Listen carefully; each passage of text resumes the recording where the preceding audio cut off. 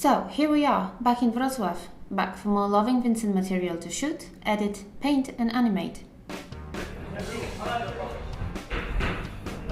For more than a week, day in, day out, we were wasting no time to first prepare and then shoot a number of scenes that comprise a large part of Act 1 of our film.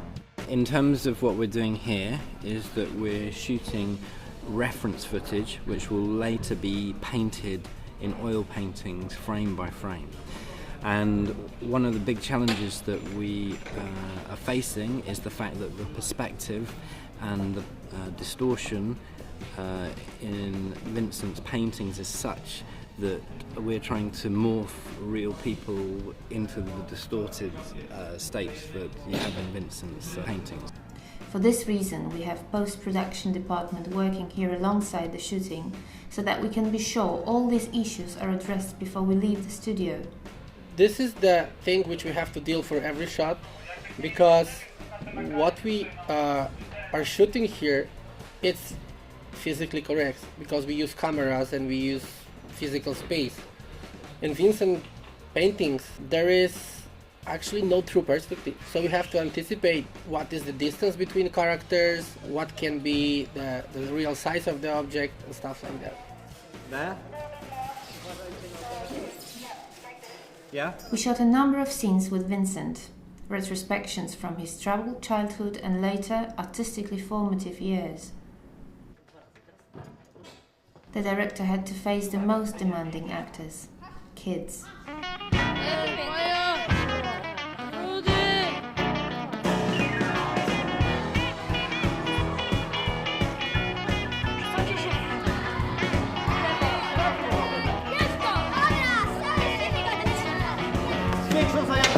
Jeszcze raz!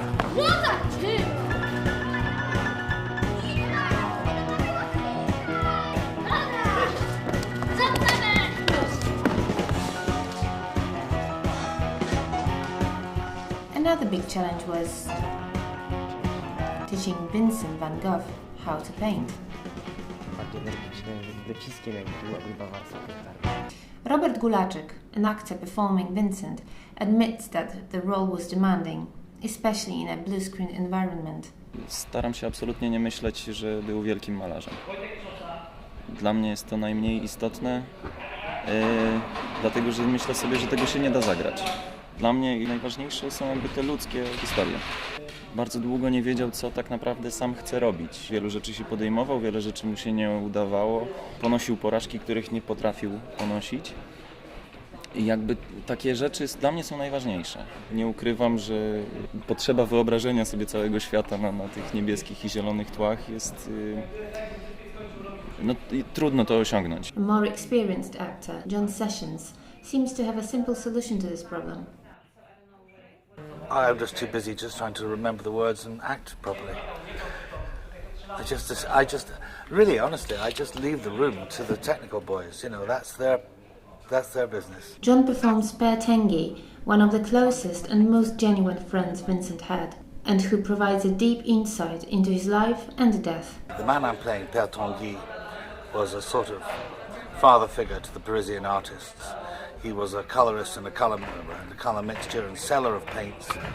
I think he would have loved to have been an artist himself. He would help, as it were, the lame ducks, people who later became, of course, particularly Van Gogh, gigantically famous. And I think they liked him very much. I think he was a very kind man, he was a very genial man. Some would even say saintly, without making him too precious. And Van Gogh paints him as a sort of almost like a Buddha sort of figure. But the thing, from an acting point of view, you've got to be very careful, because if you just play serene all the time, you just become a bit punchable. So I want to get across the sort of magnanimity of spirit of the man. Costume department was also working full steam ahead. Even costumes for extras performing in the background were true to the era portrayed in the film and demonstrated the highest level of artistry.